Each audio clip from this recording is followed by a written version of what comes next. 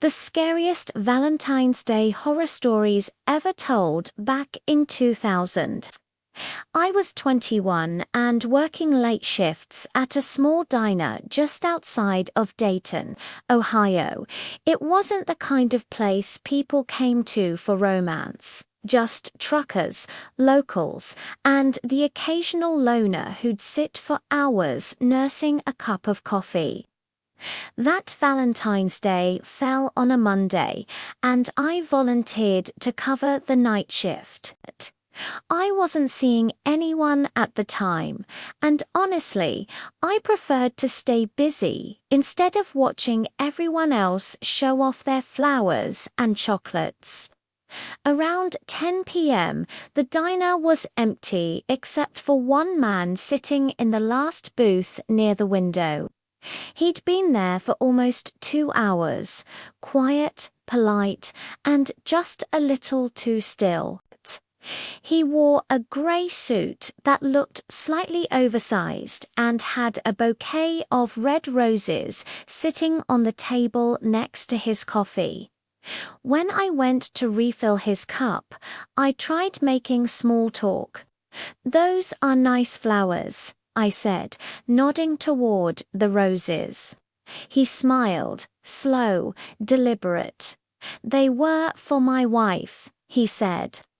"But she didn't make it." I froze. "I'm sorry to hear that." He looked out the window, where snow had started to fall, and said, "Don't be ixy. Get them anyway." Something about the way he said it made the air in the room feel heavier. I noticed his suit cuffs were frayed, and his shoes were caked with dirt, as if he'd been walking for miles.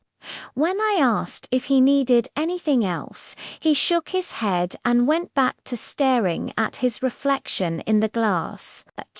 Around 11 p.m., I went to the back to restock napkins.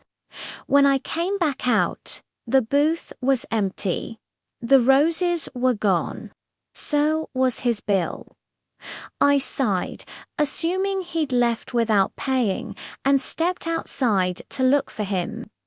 The parking lot was empty, except for one long set of footprints leading away from the diner and disappearing into the tree line across the road.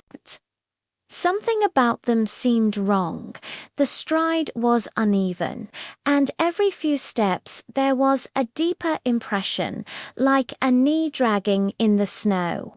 I called the sheriff's office to report the dine and dash, but when they ran the description, the deputy got quiet. "Ma'am," he said, "what did he say his wife's name was?" "He didn't," I said. "Did he tell you his..." I thought for a second. "No, but he said she didn't make it."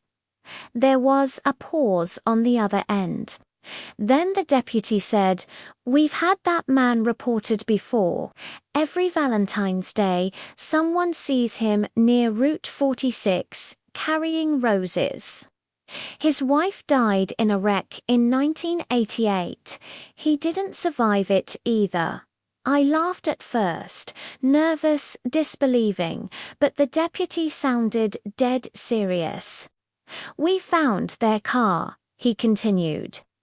"Both of them."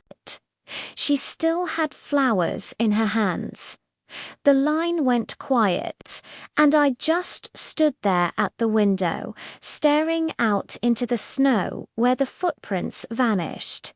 I don't know what I expected to see, but part of me kept hoping he'd come back, if only to pay his tab. When I closed the diner that night, I found something on the counter by the register. A single red rose, stem broken, petals soaked dark with water, or something thicker. The clock hit midnight as I locked the doors, and in the silence, I swear I heard a voice behind me whisper, "She got them."